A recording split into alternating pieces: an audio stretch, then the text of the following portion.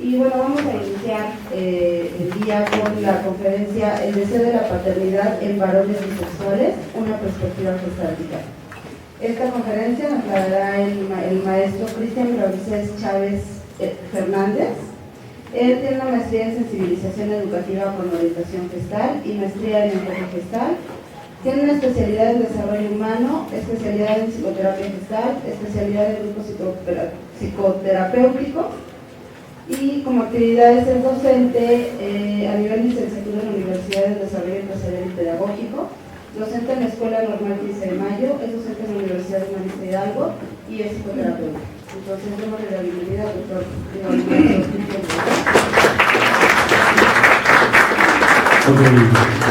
Bueno, pues muchas gracias y bienvenidas a todas y bienvenidos a todos también.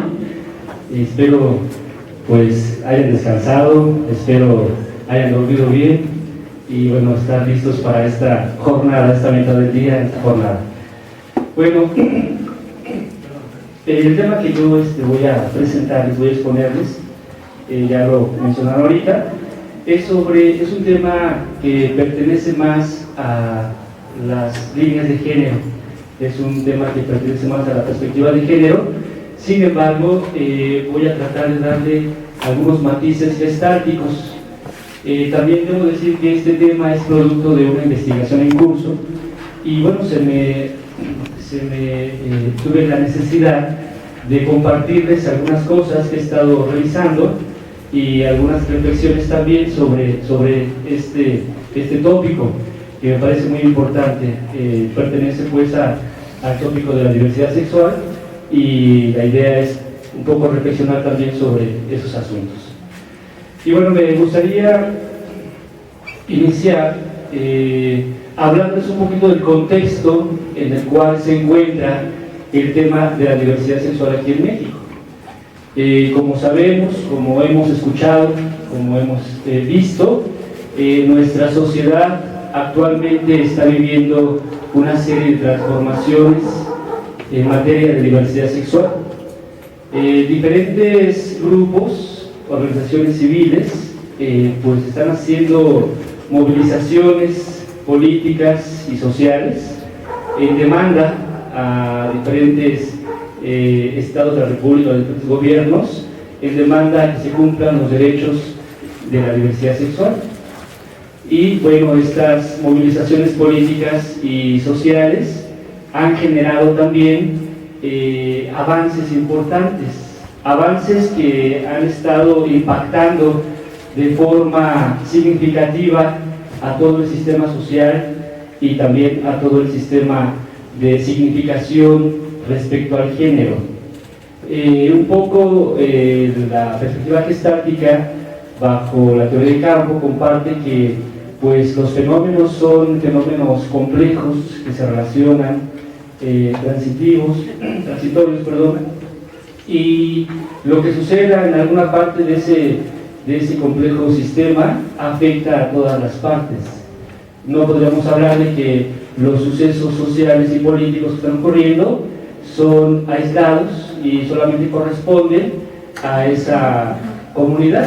En realidad, aunque no pertenezcamos a una comunidad LGBTI, que significa por sus siglas lésbico, gay, bisexual, transexual, transgénero, intersexual y los que falten todavía, no podemos pensar que son experiencias o fenómenos aislados y que no nos afectan.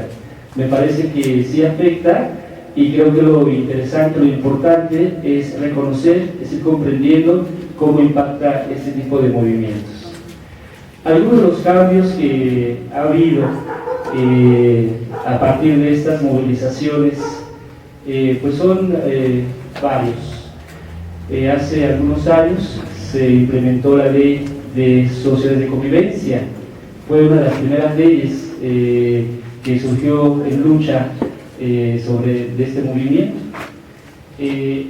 También otras de las cosas que están empezando a modificarse es la legalización del cambio de sexo para personas transgénero. Eso es muy importante, me parece. A mí, desde el punto personal, me parece como cambios de avanzada. Lamentablemente estamos rezagados. Sin embargo, es muy importante que eso suceda. Esto habla de que nuestra sociedad está empezando a abrir espacios, está empezando a incluir este tipo de experiencias y de cubrir este tipo de necesidades también tan fundamentales. Entonces, es uno de los cambios que actualmente se está dando y que me parece muy importante. También otro cambio muy importante es que las personas del mismo sexo pueden asegurarse, pueden entrar al seguro social a partir de su cónyuge. Eso era algo reservado nada más para la gente heterosexual y a partir del matrimonio. Entonces, ahorita, pues ya las personas homosexuales que estén en unión y que estén casadas pueden también meter a su cónyuge al seguro social. Esto genera pues mayor protección para esas personas, para esas parejas, y bueno, por supuesto que es una condición de bienestar para ellas y para la sociedad en general. Quizá la reforma, el cambio más emblemático, y lo digo desde mi punto de vista, por supuesto, porque también hay críticas al respecto, es el matrimonio entre personas del mismo sexo, que se celebró aquí en la Ciudad de México, que fue una propuesta aquí de la Ciudad de México, y que bueno, también esto ha ido permeando a todo el país. Sin embargo, aquí fue donde se promulgó esta ley, y bueno, al mismo tiempo de promulgarse esa ley de los matrimonios entre personas del mismo sexo, también se abrió la posibilidad de adopción, ¿no?, entre esas personas. Entonces, bueno, imagínense estos cambios, de verdad que están generando un impacto importante y creo que vale mucho la pena revisarlos. Particularmente este asunto del matrimonio entre personas del mismo sexo y la posibilidad de adopción, pues es algo que a mí me ha interesado mucho, porque también abre la posibilidad de crear familias homoparentales, es decir, construir familias homoparentales, ya sea dos mujeres, dos varones, que decidan adoptar o decidan, en el caso de las mujeres, tener un hijo, y también que sea algo que esta ley las pueda proteger, las pueda oficializar. También creo que el hecho de que pueda haber esta posibilidad es que visibiliza a este tipo de parejas. Es decir, no es algo, en realidad, o de familias, perdón, las familias homoparentales en realidad no es algo que apenas se esté dando, ya es un fenómeno que se ha dado años atrás. Sin embargo, esta ley, estas reformas lo que hacen es visibilizar esta otra forma de familia y sacarla de la penumbra, de la oscuridad, de la clandestinidad, ¿no? Y creo que es muy importante, porque también a nivel simbólico le da una legitimidad a este tipo de familias, ¿no? Entonces, de ahí creo que es muy importante. Como les decía, en realidad es un fenómeno que ya se ha dado durante años atrás, y también es un fenómeno que se ha explorado, que se ha investigado al respecto. Hay muchas investigaciones en torno a este tema, principalmente, bueno, en Estados Unidos y Europa, como Francia, Alemania, Inglaterra, son países que apuntalan las investigaciones en este rubro. Latinoamérica va un poco rezagado al respecto, y México pues tiene en realidad pocas investigaciones sobre familias homoparentales. Me parece que este momento empieza también a generar curiosidad para ir explorando y comprendiendo cómo es que viven, cómo es que se conforman este tipo de familias. Las investigaciones que hay aquí en México se han centrado en revisar justamente tópicos como el rol que los padres o las madres configuran, porque el hecho de que configuren familias homoparentales desde la homosexualidad en este caso, pues los aleja de los mandatos hegemónicos. Entonces hay mucha curiosidad en saber de qué manera construyen estos roles parentales a sabiendas de que culturalmente no son muy aceptados. qué recursos creativos utilizan, de qué manera se organizan, cómo significan el rol materno o el rol paterno desde una relación homosexual. Entonces, muchas investigaciones se han centrado principalmente en revisar ese tipo de tópicos. A mí me ha interesado más hablar sobre el aspecto de la paternidad, revisar sobre aspectos de paternidad. Sobre la mujer se ha investigado un poco más que sobre el hombre.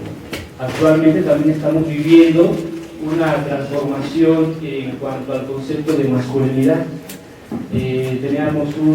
Tenemos un concepto hegemónico de masculinidad bastante restringido, bastante específico, y bueno, que aparentemente a los hombres nos ha convenido sostener ese estereotipo de fortaleza, de dominio, de liderazgo, de que nos dan como competitivos, y tener más poder en la sociedad, en términos simbólicos y también concretos, ¿verdad? Es una realidad.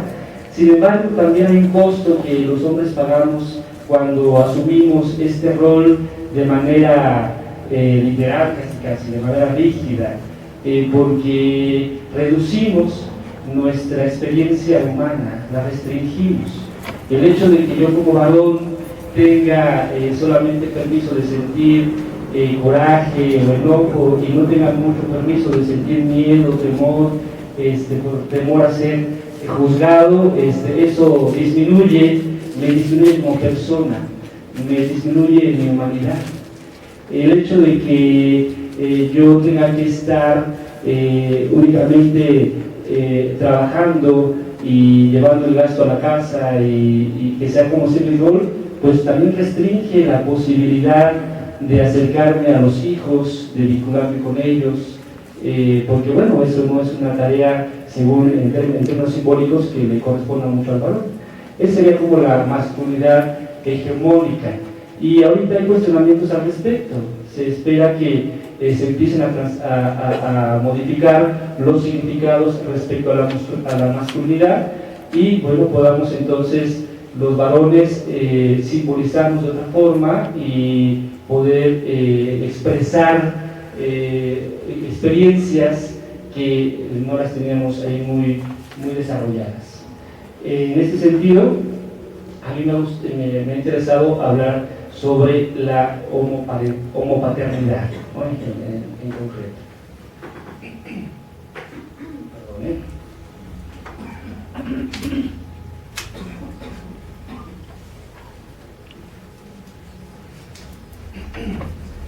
De las investigaciones que revisé, hubo dos características en general que me llamaron mucho la atención. La primera es que estas investigaciones estaban centradas, la población que eligieron eran varones homosexuales que ejercían varones homosexuales que ejercían el rol paterno. Y la segunda es que justamente eran varones que ya eran padres, que ya tenían a los hijos ahí en la familia. De ahí que encuentro un vacío importante.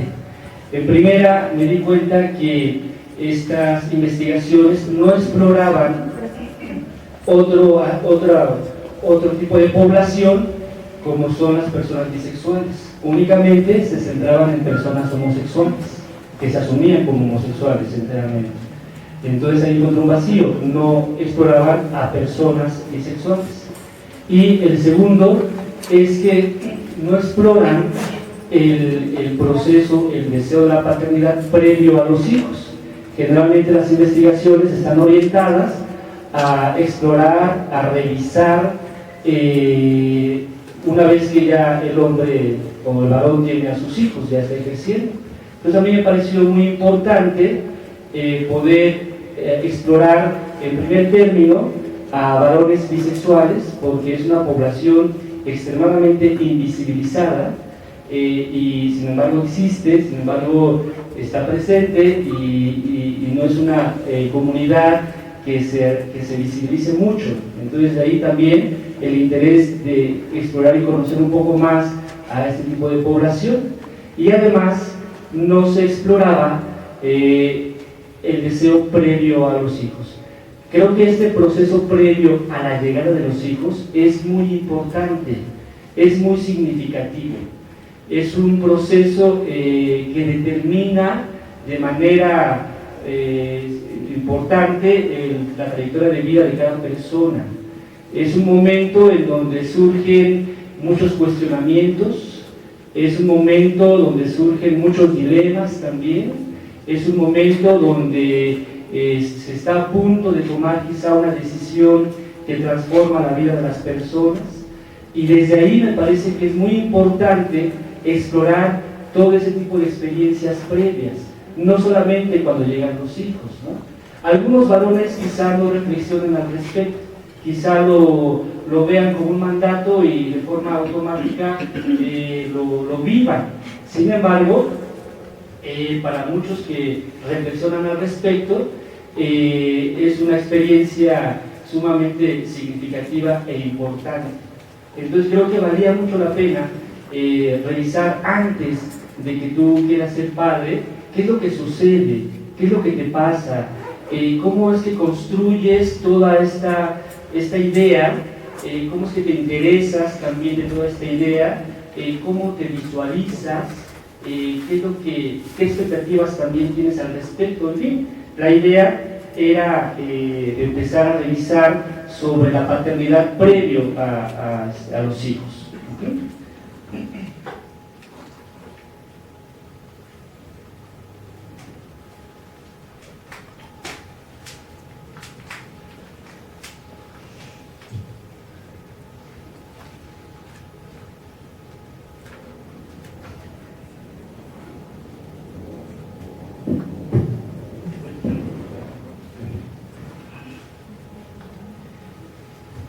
Bueno, entonces, como mi interés se centró en realizar este proceso previo, pues empecé a ubicarme, empecé a seleccionar el concepto del deseo como un concepto que yo considero podría ayudarme a entender este proceso desde un punto de vista más experiencial. Porque yo quería no nada más ver el interés como desde un punto de vista cognitivo, sino quería reconocer, quería comprender cómo estas personas vivían esta experiencia en todos los ámbitos, en todas las dimensiones de su ser, de su cuerpo. Y bueno, buscando algunas definiciones sobre el deseo, alejadas de la clásica conceptualización psicoanalítica, bueno, el deseo es el anhelo de algo o de alguien vinculada a una necesidad, ¿no? El deseo tiene que ver entonces con anhelar algo, con anhelar a alguien que se vincula a una necesidad. En términos más gestálticos, el deseo sería la conciencia de esta necesidad que se acompaña de experiencias afectivas, se acompaña de experiencias sensoriales, también de experiencias a nivel cognitivas, que se van construyendo en la relación entre el organismo y el entorno. Es decir, el deseo, así como yo empecé a construirlo para entender mejor este proceso, es un elemento, es un fenómeno que se construye en la relación entre organismo y el entorno. De tal suerte que el deseo también es un elemento, es un fenómeno que hace referencia a algo, hace referencia a algo o a alguien. Por lo tanto, el deseo es un fenómeno relacional, es un fenómeno que se da siempre en esa relación, de tal manera que también el deseo es un fenómeno que lleva una intención, tiene intencionalidad. El deseo, al estar vinculado con algún referente, con algo, ese deseo también se contiene de una intencionalidad de la persona. De tal suerte que cuando hablamos del deseo, hablamos de que este se va a construir por elementos del entorno, por elementos del ambiente, por elementos que están ahí en el campo, y también por elementos que la persona pone, construyéndose pues como como un fenómeno total a partir de estos elementos. El deseo es entonces una experiencia compleja, no es una experiencia que pertenece únicamente al mundo interno, al mundo interior de la persona, o que pertenece únicamente al mundo exterior, sino es un elemento que se co-construye a partir de las dos dimensiones.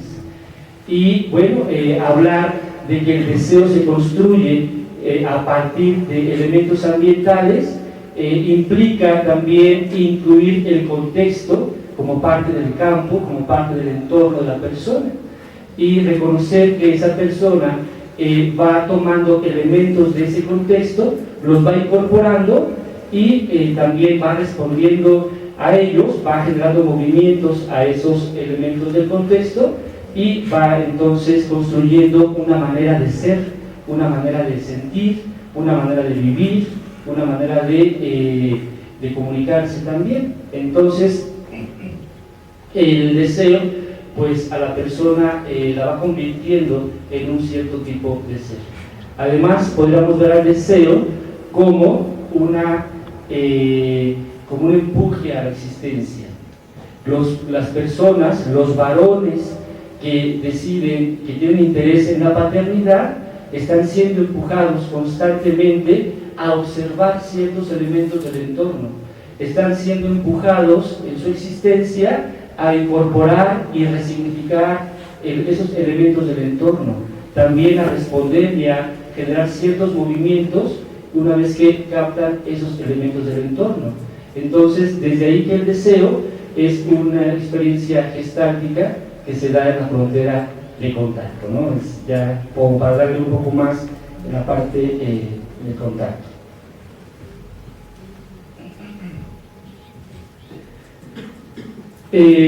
Como dije en un inicio, una de las cosas que están presentes en el contexto actual es las transformaciones sociales y políticas.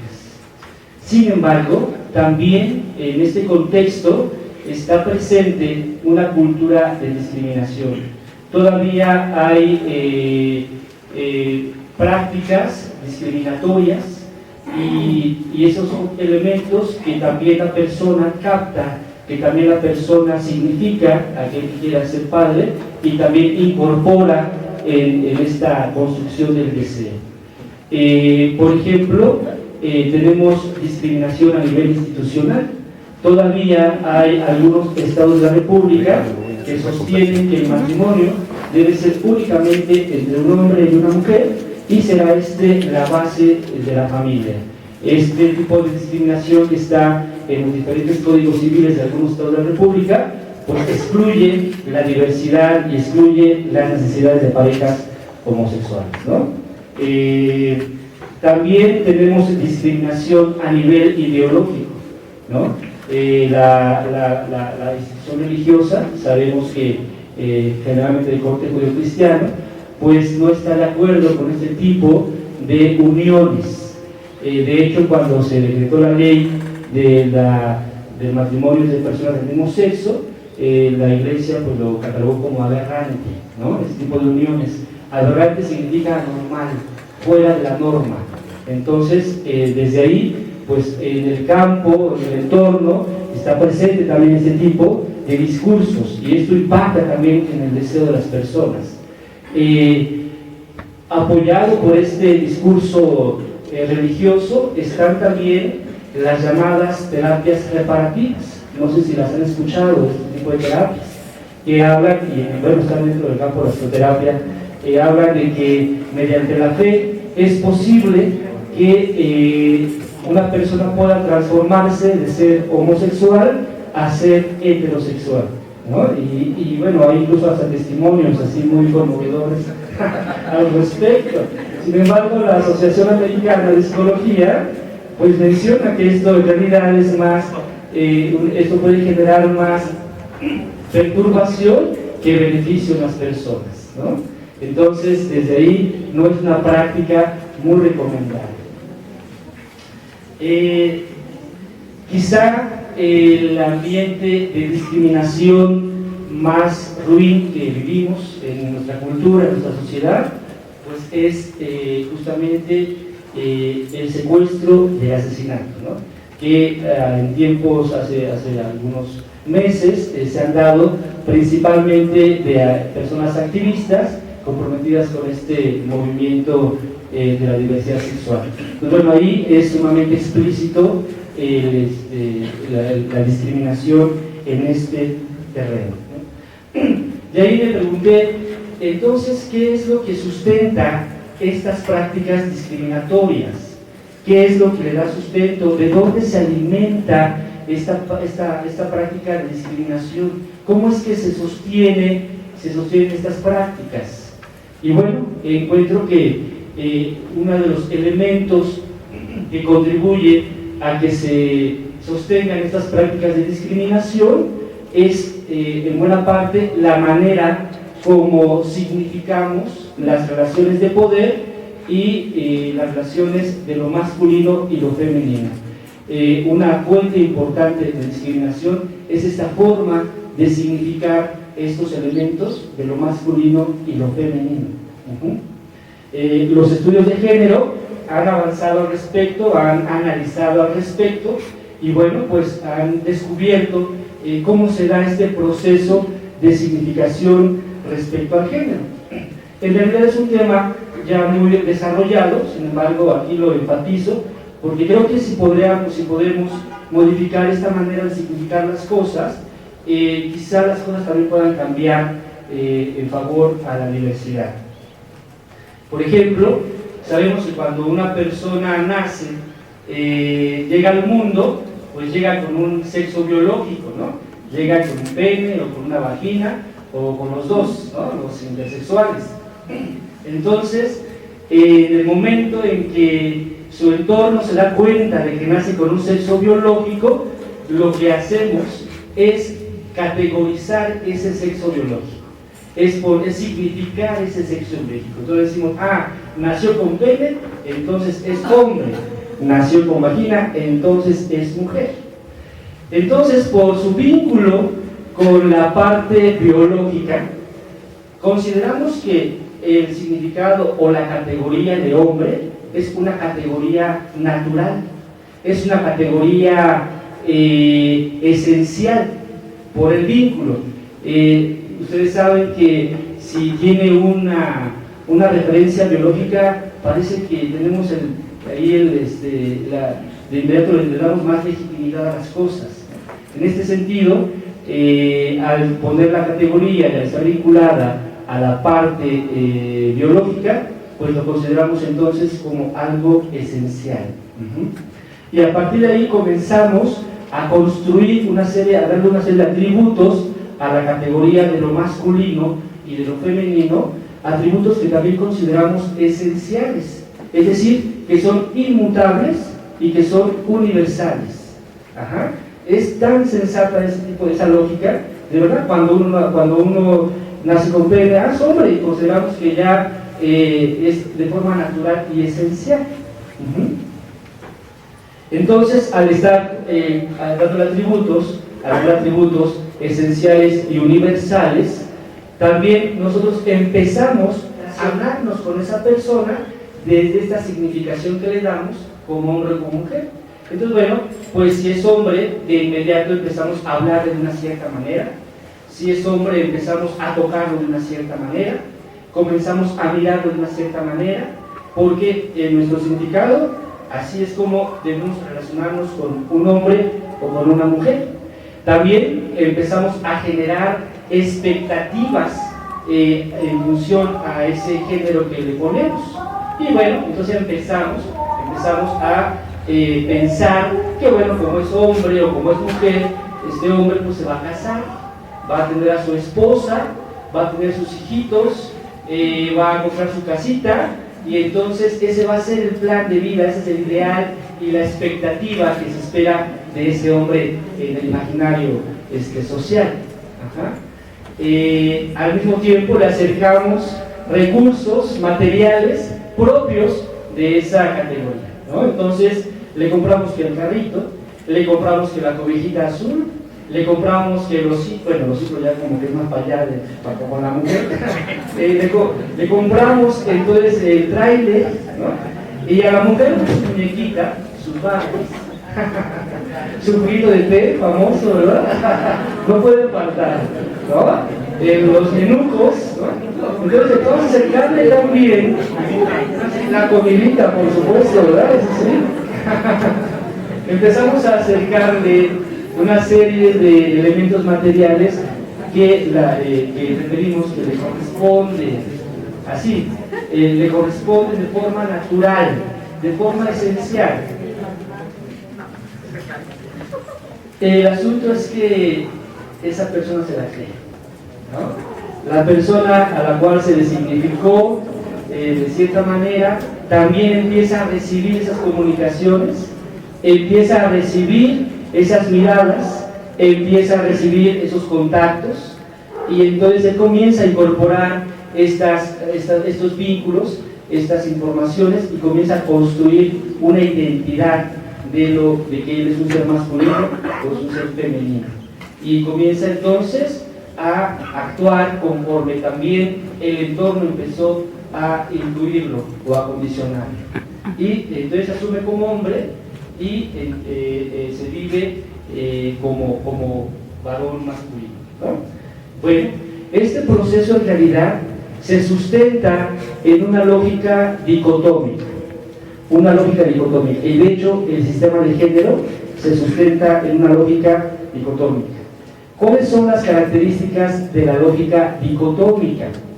Este tipo de lógica dice, trata de explicar el mundo en función a dos elementos separados y esenciales que se complementan, ¿no?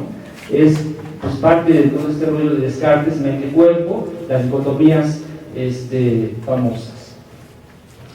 Una de las características de las dicotomías es que los elementos que pertenecen a ella son elementos, se ven como elementos esenciales, esenciales y además separados.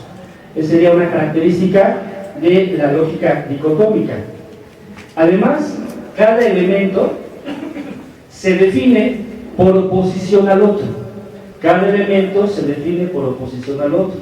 Si esto lo llevamos al terreno del género, un hombre se define por oposición a una mujer. Lo masculino se define por oposición a no tener elementos femeninos, y lo femenino por no tener elementos masculinos. Entonces, esa es una manera en la que este sistema define los dos elementos por oposición. Además, uno de estos dos elementos siempre tiene mayor estatus que el otro. Es como si un elemento fuera la fotografía positiva y el otro elemento fuera la fotografía negativa, ¿no? Es el positivo y el negativo. Algunos ejemplos de dicotomías, el cielo y el infierno, ¿no? Es una dicotomía. Se complementan, forman una totalidad a partir de esos dos elementos. Sin embargo, uno de ellos es el positivo y otro es el negativo.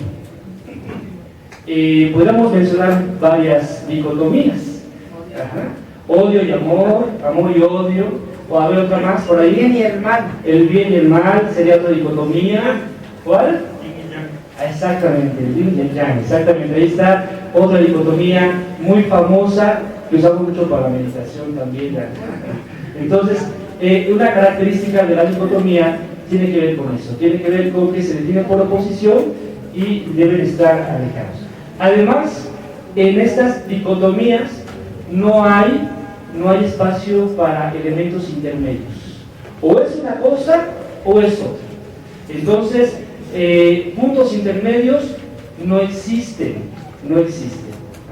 O eres hombre o eres mujer, pero la mitad pues está medio raro, ¿no? Seguramente algo está mal en ti. Entonces desde ahí, apoyados en esa lógica dicotómica, es que significamos al género.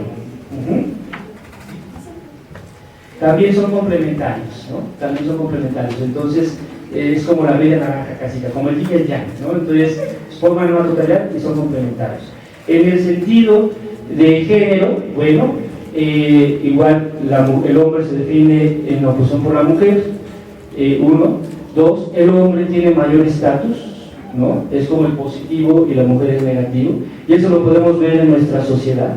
Eso podemos ver cómo el hombre ocupa los espacios de mayor estatus en la sociedad, ¿no? En la familia, por ejemplo, no se diga, en la familia, y tiene que ver con significar a la masculinidad como de mayor estatus que la feminidad.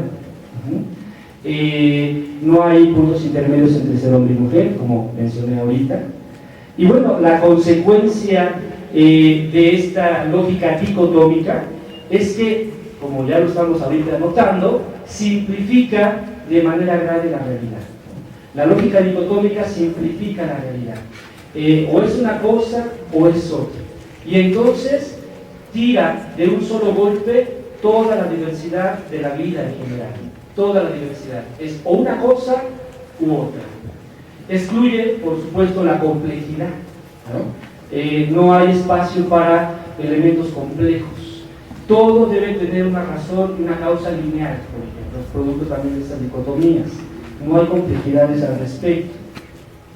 Y también esta lógica dicotómica es la base para la construcción de mandatos sociales y culturales. Esto nos ayuda a imponer los mandatos a partir de este razonamiento dicotómico, porque parece muy sensato. La verdad es que al escucharlo es muy sensato. Así nos han enseñado todo el tiempo que el mundo se mueve, con el cielo y el infierno, con esas dos dicotomías todo el tiempo. De tal suerte que los mandatos que ayuda, que se construyen a partir de esta lógica dicotómica en nuestra sociedad son tres. Entre otros, por supuesto, está la heteronormatividad. Uno de los mandatos que se construye en función a esta lógica dicotómica es la heteronormatividad. Es decir, lo legítimo, lo real, lo válido, lo natural, lo esencial son las relaciones heterosexuales exclusivamente. Es uno de los primeros mandatos de la sociedad. Otro mandato es el androcentrismo, es decir, que esta sociedad se construya a partir de la mirada masculina y no a partir de la mirada femenina. Como en este sistema dicotómico es el hombre que tiene mayor estatus, entonces se le concede esa posibilidad de que construya el mundo a partir de la mirada. Androcentrismo. Y otro mandato es la monosexualidad, ¿no? La monosexualidad. O eres heterosexual o eres homosexual, pero no puedes ser bisexual. Entonces, no hay puntos intermedios. No hay puntos intermedios. ¿Qué pasó? No hay puntos intermedios. Esto a su vez pues provoca que signifiquemos aquello que se salga de este sistemita, aquello que no corresponda con este sistema dicotómico, entonces se va a significar como algo anormal, ¿no? La normalidad es seguir este sistema.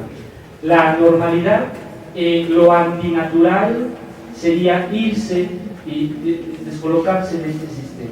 Y de ahí pues todas las implicaciones patológicas que se empiezan a atribuir a aquellas personas que se alejan de esta lógica, que son muchas, miles de personas que se alejan de esta lógica. Entonces, de ahí que también propicia la oportunidad para significar de manera patológica este tipo de eventos. Resulta que la bisexualidad pues corrompe con estos tres aspectos, ¿no? La bisexualidad como orientación sexual impacta, desmantela estos tres aspectos, porque la bisexualidad no se sustenta en la heteronormatividad exclusivamente.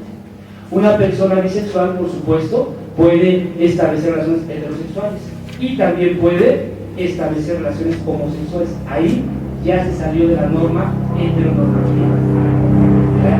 Heteronormatividad. También el androcentrismo, también le da un golpe duro al androcentrismo. ¿En qué sentido?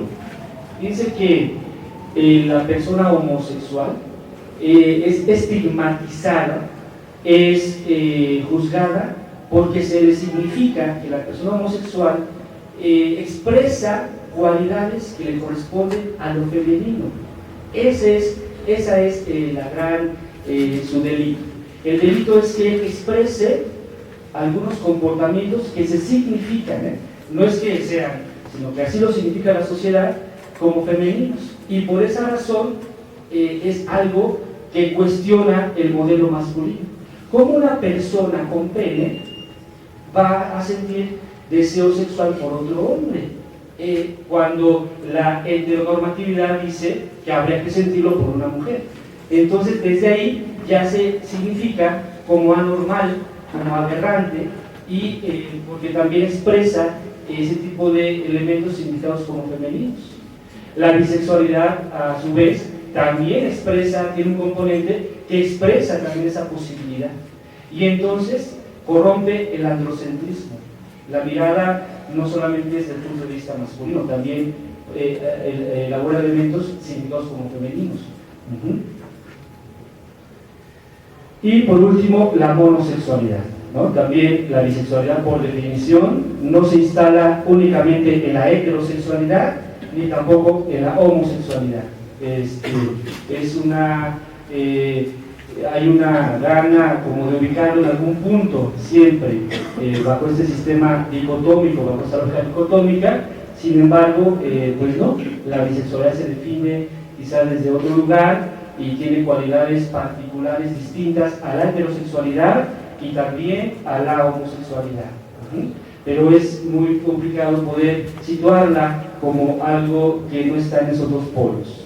Entonces, la heterosexualidad, la bisexualidad, pues corrompe estos mandatos.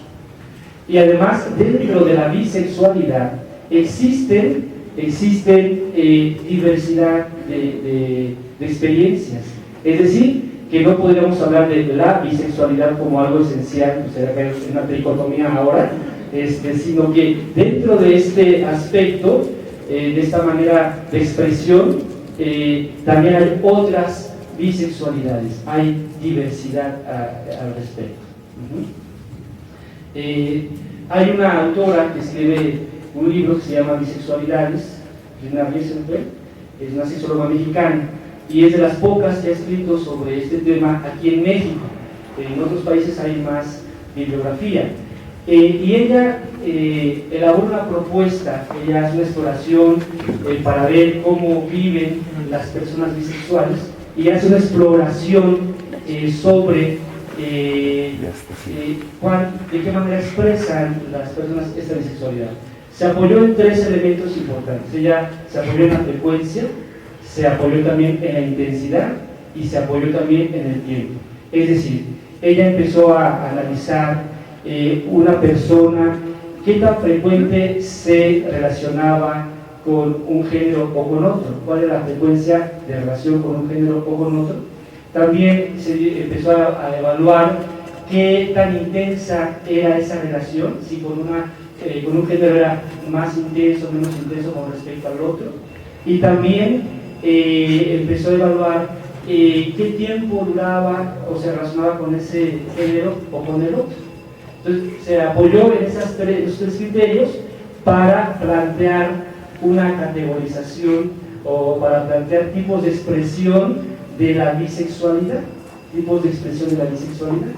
Y entonces, por supuesto que esto solamente es un parámetro y por supuesto que no define absolutamente nada. Sin embargo, es interesante porque ahí habla de estas formas de expresión que también se dan dentro de la bisexualidad. Y entonces ella dijo, bueno, en un polo tenemos a las personas heterosexuales y en otro tenemos a las personas homosexuales.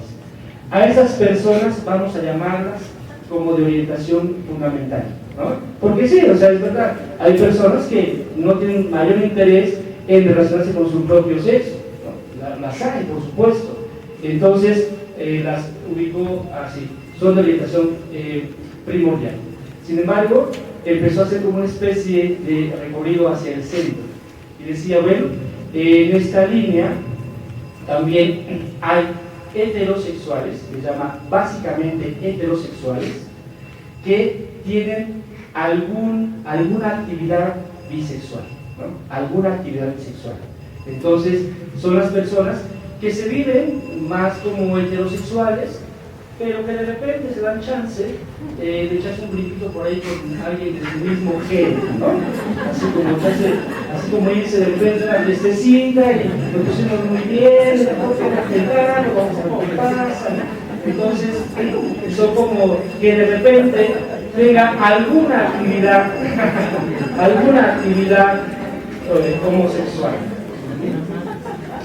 Luego sigue la persona heterosexual, así se llama, preferentemente heterosexual. ¿A qué se refiere esto?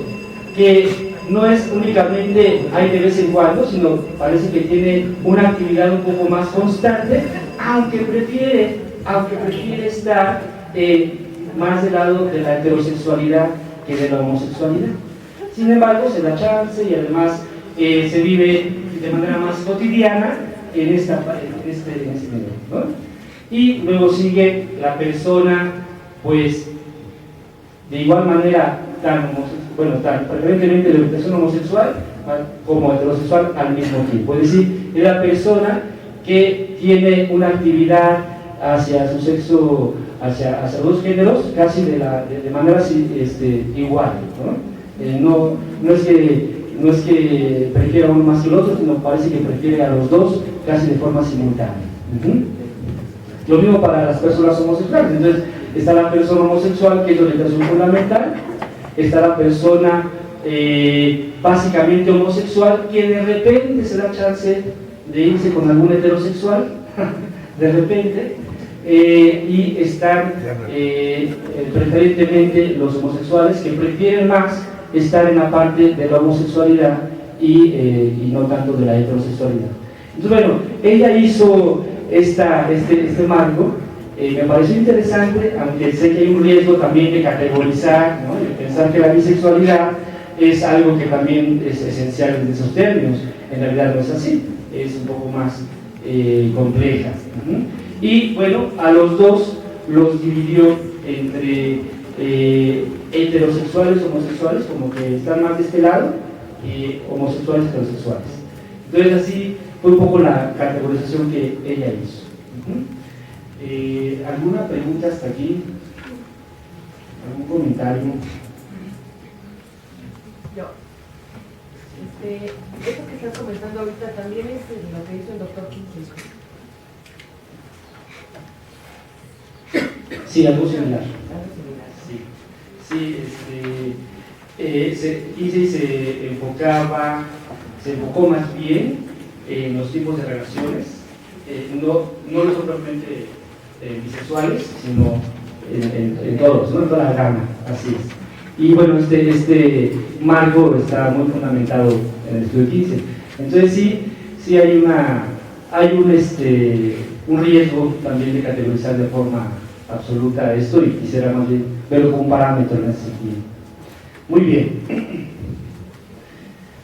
Bueno, también, como les mencionaba, la bisexualidad pues es más amplia, y como rompe el paradigma dicotómico y como rompe estos tres mandatos, pues de inmediato también se le atribuyen varios estigmas, ¿no?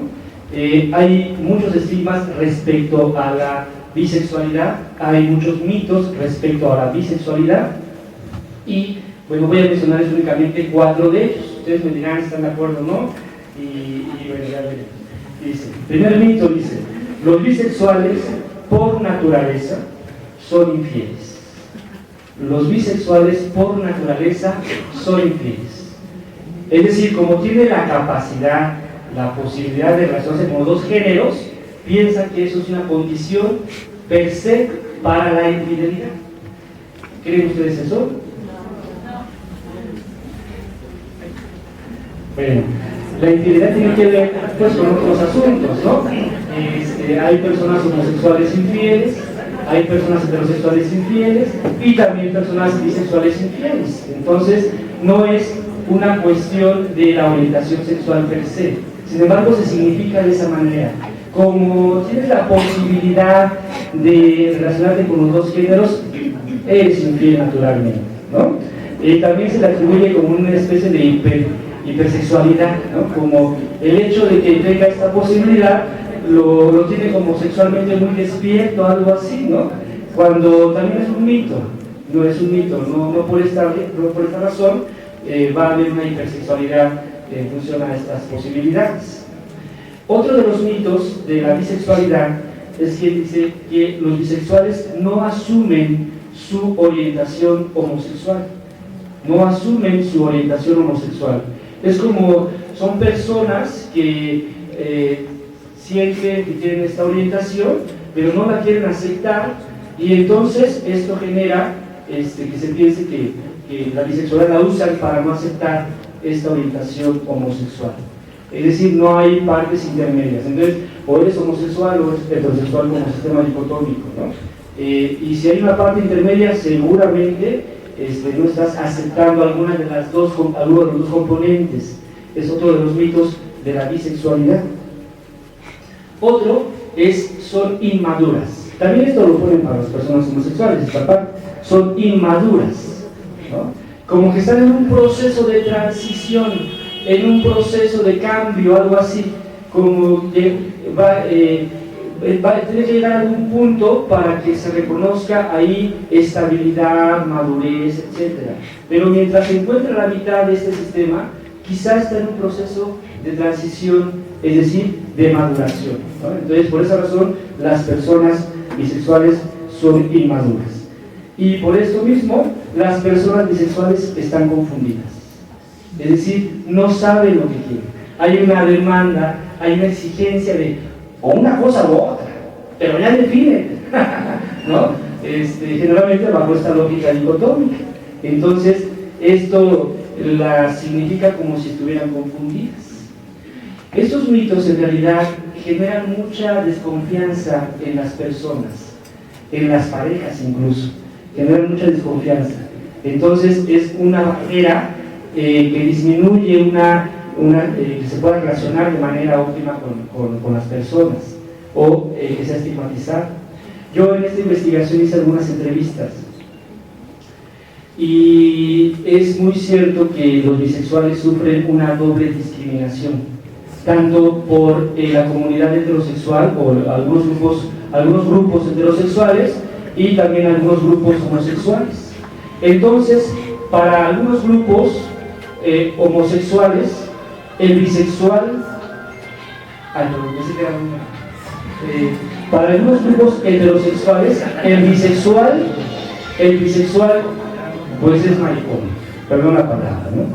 Es decir, el bisexual es un homosexual, no hay más. Para los grupos heterosexuales, el bisexual es un homosexual, no se le define como, tienes una parte hetero, pues vete para acá, y no importa con la parte homo, sino más bien no, tú eres homosexual con todos los apodos que ya conocemos, ¿no?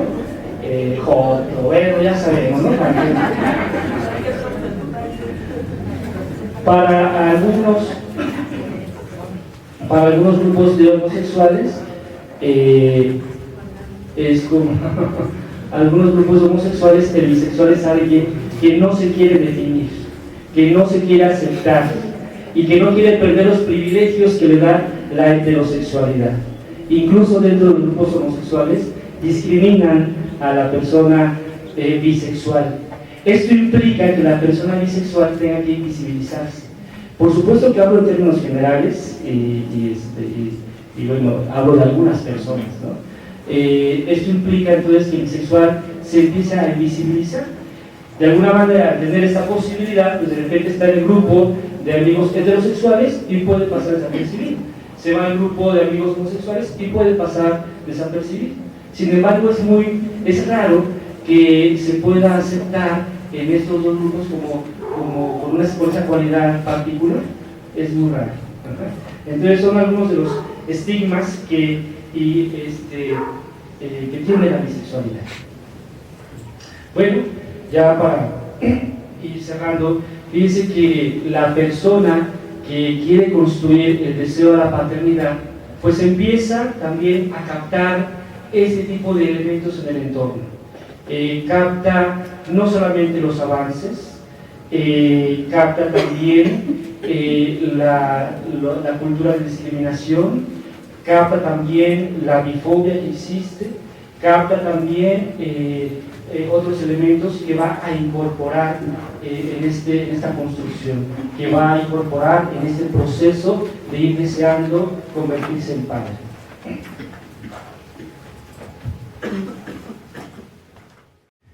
Y bueno, son elementos que va incorporando, son elementos que también lo van constituyendo. En términos gestálticos serían elementos del campo que están participando en esta construcción, y al irlos incorporando en el ser, al irlos incorporando en su ser, pues él también va generando algunos movimientos. Yo hice algunas entrevistas, quería reconocer cómo estas personas, al hablar del deseo de la paternidad, cómo expresaban esa experiencia en varios niveles, en la parte corporal, en la parte cognitiva, en la parte afectiva también. Quería saber qué pasaba con ellos y cómo incluían esta conciencia de su orientación sexual, de la bisexualidad, en este proyecto de paternidad. Y bueno, así haciendo una síntesis de la síntesis, reconocí, por ejemplo, que muchos varones, al preguntarles sobre este deseo, pues era un tema que en algún momento habían pensado, en algún momento habían deseado. Sin embargo, el hecho de vivirse o de reconocerse como bisexuales era una barrera para desplegar, para darle pie a la expresión de este deseo de forma quizá más auténtica. Siempre cuando pensaban en su condición sexoafectiva, pensaban en que esto podría ser un problema para la paternidad. Y cuando les pregunté qué tipo de problemas consideras puedes tener, en realidad ellos, algunos asumieron que no tenía que ver con su propia orientación, sino cómo la sociedad podría ver este tipo de paternidad. Los hijos sufrieran agresión cuando pudieran enterarse de esto. Por supuesto que esto fue a nivel fantasía, estamos hablando del deseo previo a los hijos, entonces son especulaciones, sin embargo son temores que estaban presentes ahí. Muchas personas comentaron también que era una ventaja ser bisexual. Fíjense, había como la parte de la desventaja por ser bisexual, y otros que hablaban de la ventaja de ser bisexual porque podrían ejercer la paternidad sin incluir realmente, sin que esto les estorbara. Y es que a las conclusiones que se fueron llegando es que en realidad la orientación sexual, el deseo sexoafectivo, no se vincula con la capacidad de criar a un hijo, no tiene una vinculación. Puedes ser bisexual y puedes criar muy bien a un hijo, puedes ser homosexual, lo puedes criar bastante bien, puedes ser heterosexual y criarlo bastante bien. Entonces, en el mejor de los casos, o bastante mal, ¿no?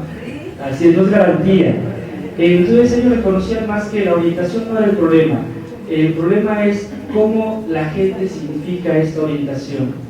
El problema es cómo las orientaciones no heterosexuales están estigmatizadas.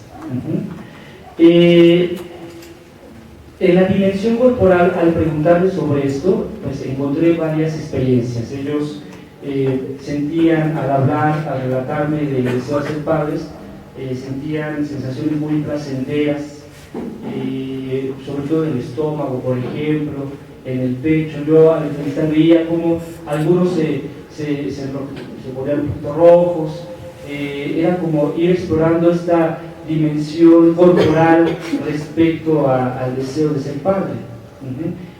También algunas necesidades que yo logré ver ahí. Muchos me decían que la necesidad de ser padre tenía que ver con la necesidad de trascender, la necesidad de dejar un legado, la necesidad de hacer algo por otros, ¿no? Como en un sentido altruista, Entonces había esa necesidad y eso era algo que les llamaba para desear ser padres.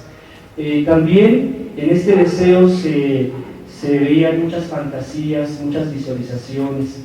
La manera como ellos expresaban su deseo de fantasía era visualizándose teniendo un hijo, visualizándose el tipo de trabajo que ellos querían tener, organizando también a nivel fantasía los gastos, las posibilidades materiales, y bueno, pues era algo que se daba a nivel de la fantasía. Algunos movimientos, digamos, en el entorno que hicieron, cuando ellos reconocían la necesidad de ser padres, bueno, algunos, por ejemplo, empezaron a investigar en internet sobre la adopción, sobre todo aquellos que estaban con parejas homosexuales, y bueno, hacían investigaciones, negociaban, empezaban charlas con la pareja, con su pareja, a negociar sobre la posibilidad de ser padre. Son como algunos movimientos que hacían una vez que sentían este deseo.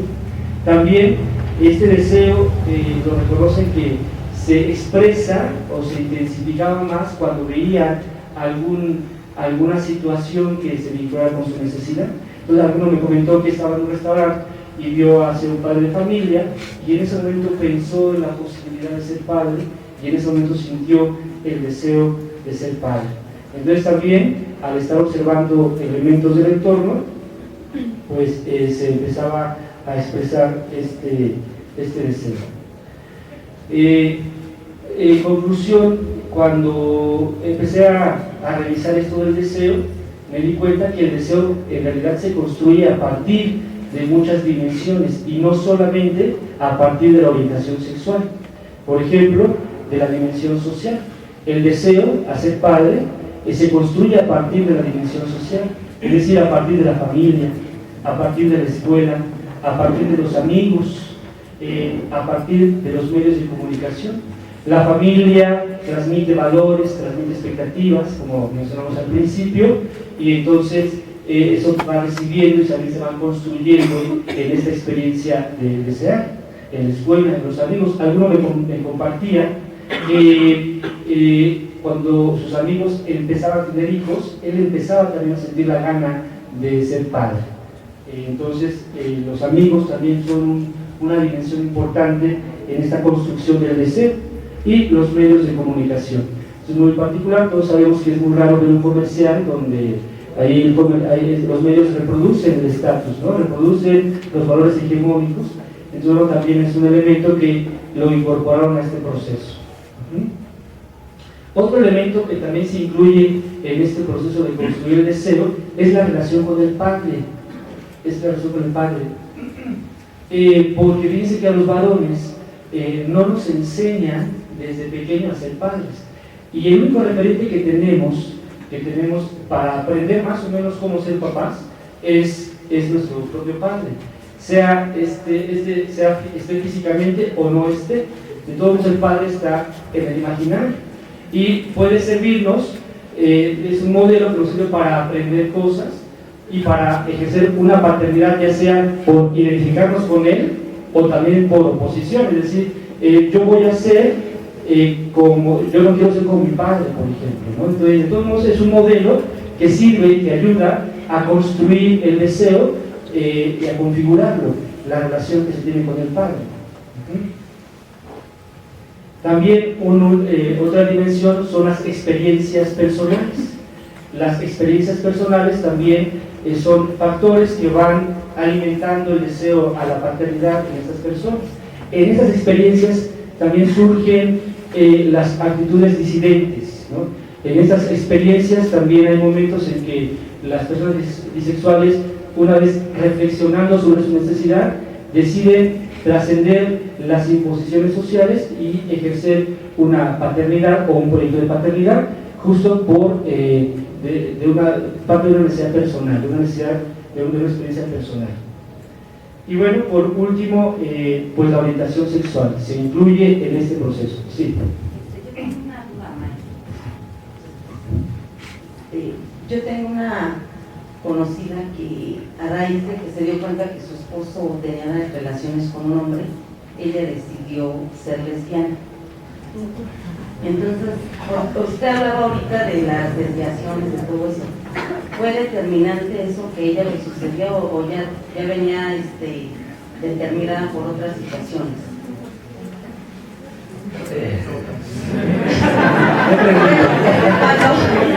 Cuando ella me platica eso, que se dio cuenta, me la vuelvo a contar, no sé, hace 2 o 3 años, y me dice, ¿qué crees? Ya me junté con una mujer a raíz de que me di cuenta que mi esposo mantenía.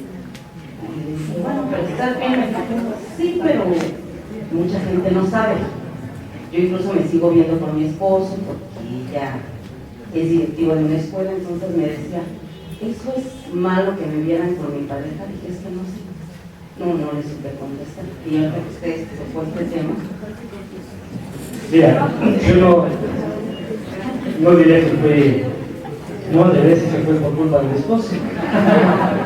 Sería darle muchísima responsabilidad al esposo, ¿no? En ese sentido.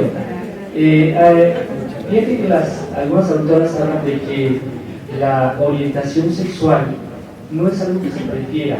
Hay una discusión entre, ¿es una preferencia o es una orientación o es una inclinación? No hay como hay una discusión al respecto. Sin embargo, dicen que la orientación no es algo que se prefiera, sino que es algo que se descubre. Entonces, este descubrimiento puede ser de la adolescencia, quizá desde la infancia, o quizá pueda ser más adelante, ya en la adultez. No es algo que se genera en algún momento específico de la persona, puede ser en su trayectoria de vida. Entonces, pues no sé si fue por razones, pero creo que en ese momento descubrió esa posibilidad, quizás se abrió y entonces se conectó, no sé, pudo haber sido desde ahí, pero no sé si fue el culpable del esposo, creo que no. Okay.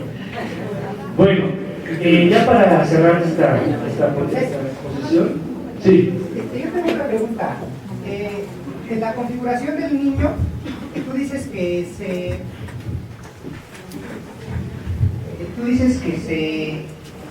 se hace en relación al padre por modelo, ¿no? El niño se va construyendo por el papá, esté ausente o no. En la configuración del niño en un bisexual, cuando deciden adoptar al niño los que no son heterosexuales, ¿cómo es su configuración? ¿Cómo es? Pues me imagino, no es bien la pregunta.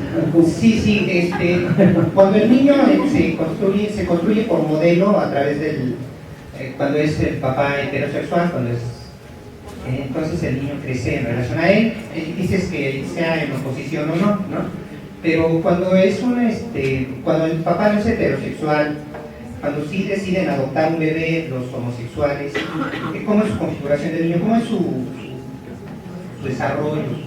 Pues mira, hay mitos al respecto sobre la homopaternidad. Uno de ellos dice que un niño no puede vivir con 2 personas del mismo sexo porque se va a convertir en una persona homosexual. Es decir, el hecho de que esté mirando a 2 personas homosexuales como padres, eso genera que se vaya a convertir en una persona homosexual. Es una idea que se sostiene muy poco porque la mayoría en nuestra sociedad, pues hay muchos padres heterosexuales y aún así en familias heterosexuales hay personas homosexuales, surgen personas que se viven con esta orientación, aunque el modelo sea heterosexual. Entonces es lo mismo, ha habido estudios en donde los padres homosexuales crían a un hijo y descubre su heterosexualidad, no es una persona homosexual. Seguramente, de hecho, hay estudios que hablan que estos niños van creciendo, cuando crecen en estos entornos homoparentales, crecen con un criterio más amplio respecto a la sexualidad, crecen sin perturbaciones psicoemocionales. Las perturbaciones en todo caso vienen en función al contexto que estigmatiza y que agrede, y no en función a la crianza que los padres le dieron a ese niño. Seguramente ese niño también pues aprenderá muchos hábitos y costumbres y rasgos de sus padres. Sin embargo, no es determinante en la construcción de la orientación sexual. En ese sentido yo te daré esa respuesta. Claro que también habrá padres homosexuales que no priven a sus hijos, ¿no? Como hay padres heterosexuales que no lo hacen. Entonces, no, la orientación no condiciona, no termina esto. Maestro, una pregunta. Veo que hay muchas preguntas acá. ¿Quieres terminar y después damos un tiempo para que se hagan las preguntas que están pendientes? Sí, termino, ya me faltan 2 minutitos y luego las preguntas.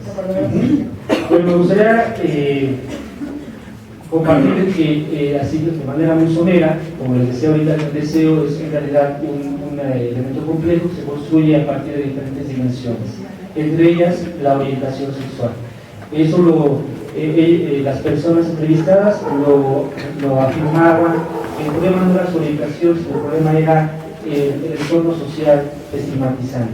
Para concluir, y así como centrándome en el concepto del deseo, diré que el deseo de la paternidad es un fenómeno cambiante, Algunos de los entrevistados me decían que por épocas, por momentos sentían gran deseo y necesidad de ser padres, y había otras épocas que no lo sentían, que no querían ser padres. Entonces era algo que en realidad no es permanente, sino que esto va modificándose y va cambiando. Además, el deseo cobra ciertas particularidades de acuerdo a la situación. Es decir, un deseo ese deseo de ser padre se va configurando de acuerdo a una situación concreta. La persona que estaba en un restaurante pudo ver a un papá, a un niño, y ahí surgió un deseo con ciertas características. Sin embargo, también hay personas que lo construyen a partir de la relación que establecen con sobrinos, por ejemplo, ¿no? Con los hijos de sus amigos, y ahí puede construirse de otra manera. Entonces el deseo a la paternidad es algo que se construye en función a un contexto, no es algo permanente y no es algo esencial. El deseo se puede intensificar, algo que también fue interesante es que ellos, cuando veían la posibilidad de ser padres, ese deseo se intensifica. Es decir, si en el entorno está el satisfactor, entonces la necesidad también se intensifica. Esto tiene que ver con algún participante que al tener una relación formal y al platicar con su pareja y al que estaba de acuerdo, empezó entonces a intensificarse el deseo.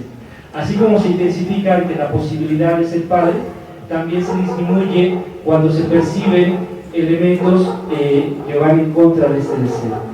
Es decir, cuando de repente perciben una sociedad estigmatizante o un grupo de padres de familia que no está de acuerdo que haya hijos con padres homosexuales, este tipo de experiencias también disminuyen el deseo a ser padres. Se expresa en diferentes dimensiones, ya lo hemos comentado, la parte corporal, la parte de la fantasía, la parte afectiva, se expresa el deseo a ser padre. Y por último, los deseos reflejan intereses y proyectos en las personas. Entonces, cuando se exploraba el deseo, estaba explorando realmente un proyecto y estaba mirando ahí muchos intereses. Yo termino con esto la exposición y me gustaría ver si hay preguntas, pues hacer. Muchas gracias.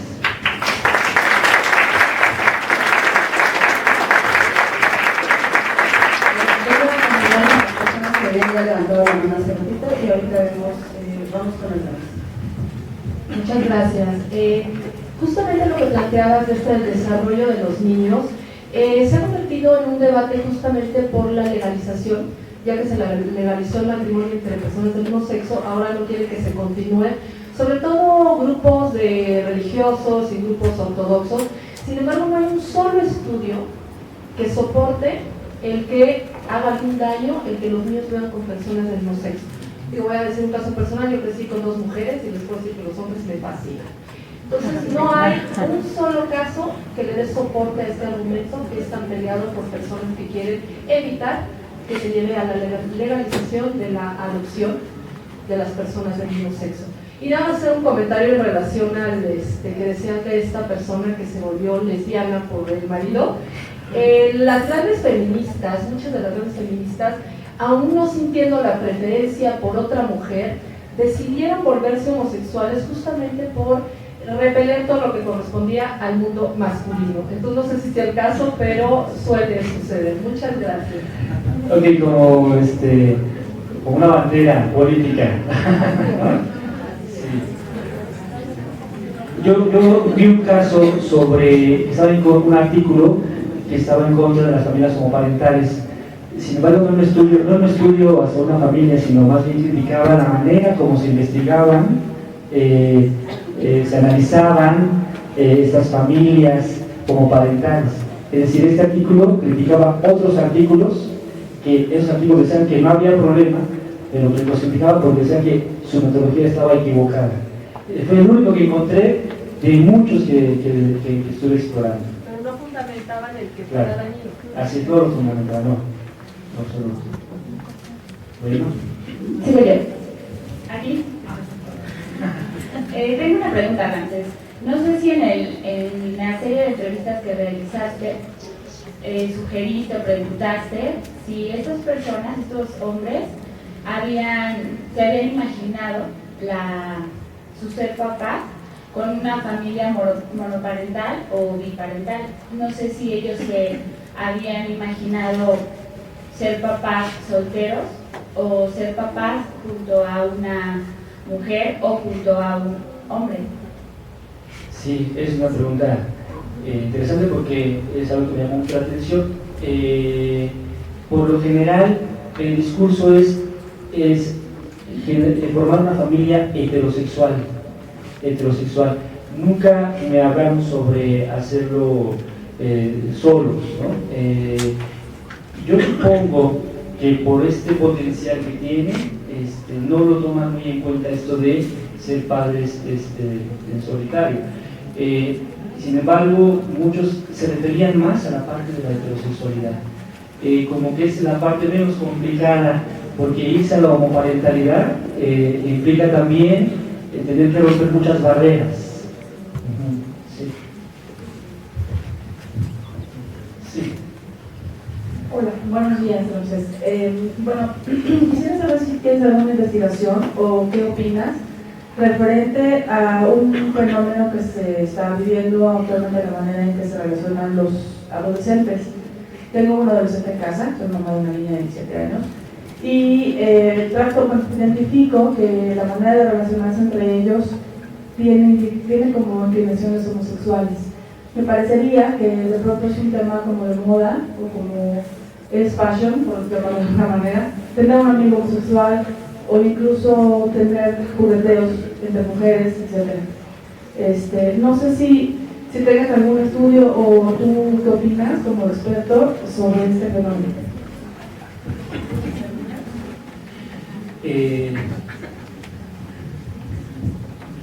Yo creo que puede ser, esto de la moda me parece poco probable. Lo que he visto es que, y hay un estudio que dice que los adolescentes, los jóvenes, tienen una actitud de mayor aceptación hacia la diversidad sexual que las generaciones anteriores. Entonces es como producto de toda esta serie de transformaciones. Parece que los jóvenes actualmente ya están abriéndose, aceptando esta posibilidad, quizá también ahí abriéndose a la experiencia, porque el entorno se vuelve también propicio a que eso suceda. Entonces no creo que sea nada más una cuestión de moda, sino que es producto del impacto, es el impacto que generan esas transformaciones, que ya los jóvenes están siendo más aceptantes al respecto. Eso sí lo comparte un estudio sobre la sociedad mexicana. Y bueno, yo por ejemplo, en mis alumnos de licenciatura veo que sí tienen una postura diferente a la homosexualidad en referencia a la década anterior. Gracias. Vamos a dar un par de preguntas más y nada más antes Voy a hacer un anuncio, un Toyota Yaris Gris, placa 102 VHV. Está estorbando allá afuera, sí, por favor. Pueden salir a moverlo. Y bueno, acá tenemos un par de preguntas. Buenos días. Bueno, a mí me parece bastante interesante este tema y quería preguntarle cuál un consejo. Yo actualmente veo en terapia a una chica que manifiesta disforia de género, comúnmente llamado transgénero o transexualidad. Entonces, en este aspecto de los adolescentes, ella es adolescente, sí sé que ya hay más apertura de parte de los adolescentes, sin embargo, no sé cuál sea la mejor manera de encauzar esta condición que ella manifiesta pues ser un hombre. Entonces, bueno, es totalmente disforia de género, no es ni siquiera lesbianismo. Bueno, esa es mi duda, gracias. Mira, no me atrevería a darte un consejo. Yo como terapeuta, lo que yo me baso mucho en los principios de la filosofía humanista, ¿no?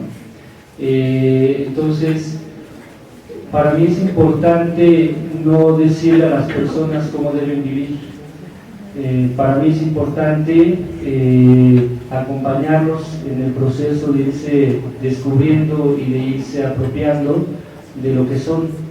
Entonces, me siento más cómodo en esa postura, me siento más cómodo acompañándolos y explorando a su propio ritmo, sus propios recursos para enfrentar estas situaciones.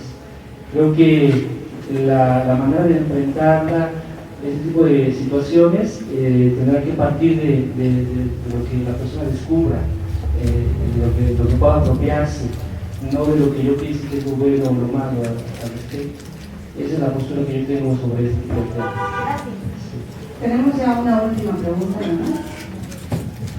Me gustaría saber su opinión sobre el hermafroditismo y la persona pseudo-hermafrodita en base a lo que comentaba al inicio de su conferencia. La cuestión de género, la biología, la sociedad. Sí, creo que sigue una misma lógica.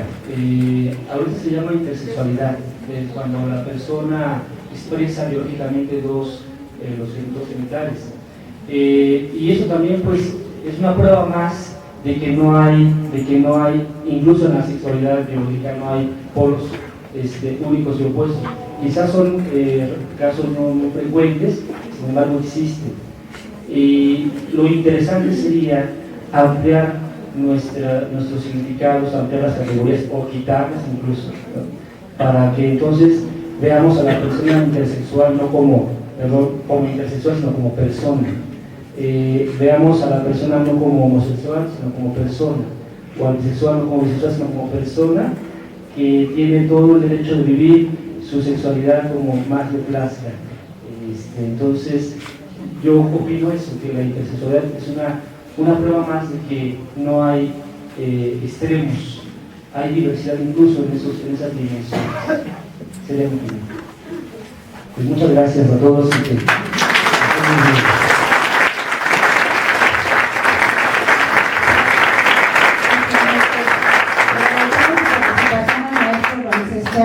Para hacer entrega del reconocimiento en el doctor Carlos Esteve. Gracias, maestro.